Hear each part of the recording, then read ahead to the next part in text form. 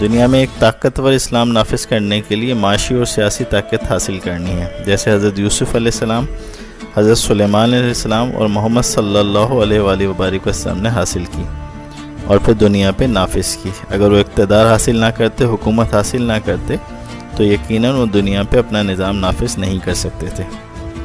مسلمانوں کا آج کا اہم ترین جہاد سائنس اور ٹیکنالوجی کے میدان میں اور معیشت کے میدان میں مسلمانوں کے عروج کے لیے جد و جہد کرنا ہے، کیونکہ سائنس اور ٹیکنالوجی سے دوری نے مسلمانوں کو کفار کے سامنے مغلوب کر دیا ہے۔ اسی طرح معیشت کی کمزوری نے مسلمانوں کو اغیار کے قرضوں اور غلامی میں مبتلا کر دیا ہے۔